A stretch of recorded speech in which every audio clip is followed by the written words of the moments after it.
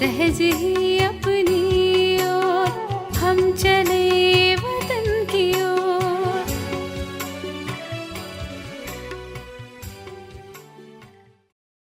ஓம் சாந்தி 12/6/1972 அவ்யக்த பாப்தாதா மதுபன். தலைப்பு ரீஃபைன், சுத்திகரிக்கப்பட்ட நிலையை அறிதல். பாபா சொல்கிறாங்க, எப்படி அறிவியல் ரீஃபைன் துல்லியமாக மாறி ஆகிக்கொண்டே இருக்கிறது, அதேபோல் தன்னுள் அமைதியின் சக்தி மற்றும் உங்களது நிலை ரீஃபைன் ஆகிக்கொண்டே இருக்கிறதா, சுத்திகரிக்கப்பட்டதாக ஆகிக்கொண்டே இருக்கிறதா? ரீஃபைனான பொருள் ஒன்று இருக்கிறது என்றால், சுத்திகரிக்கப்பட்ட பொருள் ஏதாவது இருக்கிறது என்றால் அதில் என்னென்ன விசேஷங்கள் இருக்கும்? ரீஃபைனாக இருக்கும் பொருள், சுத்திகரிக்கப்பட்டதாக இருக்கும் பொருள் அளவில் குவான்டிட்டி குறைவாக இருந்தாலும் தரத்தில் குவாலிட்டியில் சக்திசாலியாக இருக்கும். எந்த பொருள் ரீஃபைனாக இருக்கிறதோ, சுத்திகரிக்கப்பட்டதாக இருக்கிறதோ, அதன் குவான்டிட்டி அளவு அதிகமாக, குவாலிட்டி தரம் குறைவாக இருக்கும்.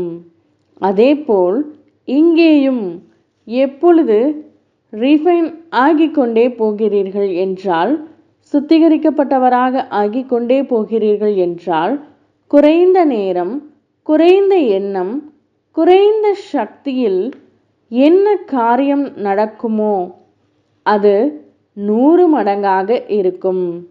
மேலும் லேசான நிலை இருக்கும். லேசான நிலையின் அடையாளம், அவர் ஒருபொழுதும் கீழே வரமாட்டார்.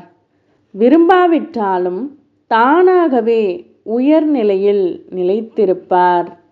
இதுதான் ரீஃபைனின் தகுதியாகும். அப்படியானால் உங்களில் இந்த 2 விசேஷங்களும் அனுபவம் ஆகிக்கொண்டே இருக்கிறதா? சுமையாக இருப்பதினால் உழைப்பு அதிகமாக செய்ய வேண்டியதிருக்கும். லேசாக இருப்பதினால் உழைப்பு குறைந்துவிடும். அந்த மாதிரி இயற்கையான மாற்றம் ஏற்பட்டு கொண்டே இருக்கும். இந்த 2 விசேஷங்களின் மீது எப்பொழுதும் கவனம் இருக்க வேண்டும். இதை எதிரில் வைத்து கொண்டுதான் தன்னுடைய ரீஃபைன் நிலையை சோதனை செய்ய முடியும். ரீஃபைனான பொருள் அதிகமாக அங்கு இங்கு விலகி போவதில்லை. வேகத்தை, அதாவது முயற்சியின் குறைத்துவிடும். ஒருவேளை ரீஃபைன் இல்லை என்றால், குப்பை கலந்திருக்கிறது என்றால் வேகமாக செல்ல முடியாது, தடையின்றி செல்ல முடியாது.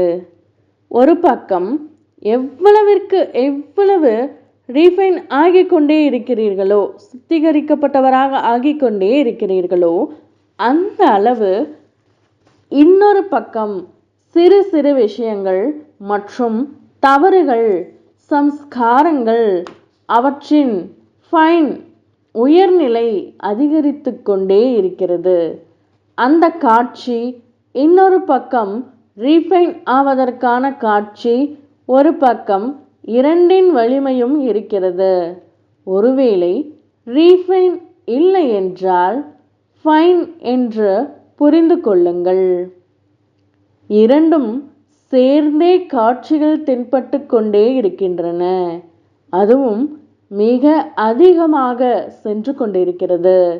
மேலும் இதுவும் அதிக பிரத்யக்ஷ ரூபத்தில் தென்பட்டு கொண்டே இருக்கிறது.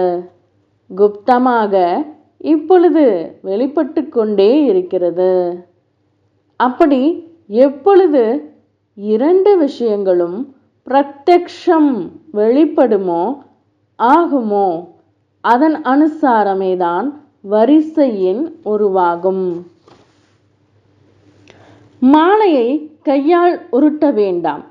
நடத்தை மூலமாகவே அவர் தன்னுடைய வரிசை எண்ணை எடுத்துக்கொள்கிறார். இப்பொழுது என்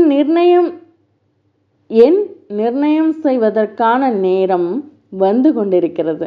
எனவே இரண்டு விஷயங்களும் தெளிவாக தென்பட்டு கொண்டிருக்கின்றன மற்றும் இரண்டையும் பார்த்து கொண்டே சாட்சியாக இருந்து முகமலர்ச்சியோடு இருக்க வேண்டும்.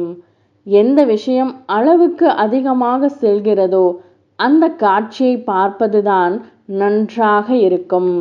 அந்த காட்சிதான் மிக கவரக்கூடியதாக இருக்கும். இப்பொழுது கூட அந்த மாதிரி அமைதியற்ற காட்சி நடந்து கொண்டிருக்கிறது. பார்ப்பதில் மகிழ்ச்சி வருகிறது இல்லையா? அல்லது இரக்கம் வருகிறதா? பார்த்து குஷி அடைகிறீர்கள். இன்னொரு பக்கத்தை பார்த்து ஒரு பக்கத்தை இரக்கம் வருகிறது. இரண்டின் காட்சிகளும் நடந்து கொண்டிருக்கிறது. திரையில் என்ன நடந்து கொண்டிருக்கிறது என்ற காட்சியை இன்று காண்பித்தோம். வதனத்திலிருந்து மிக தெளிவாக தென்படுகிறது. யார் எவ்வளவு இருக்கிறாரோ அவருக்கு மிக தெளிவாக தென்படுகிறது. யார் கீழே மேலையில் கதாபாத்திரமாக இருக்கிறாரோ அவருக்கு எதுவும் தென்பட முடியாது. உயர்வாக சாட்சியாகி மேலே இருந்தால் அனைத்தும் தெளிவாக தென்படுகிறது. இன்று வதனத்தில் தற்சமயத்து காட்சிகளை பார்த்து கொண்டிருந்தோம். ஓம் சாந்தி. நல்லது. बच्चों को तो सर्विस करनी है. जो बाबा कहते हैं सबको ये बताओ कि देखो तुम्हारा एम एंड ऑब्जेक्ट ये है. एक गीता है बढ़िया. ये राजयोग है ना बच्चे. कैसे है राजयोग? बिल्कुल सहज है कि बाप को याद करो तो ये वैसा मिलेगा तुमको. ओम शांति.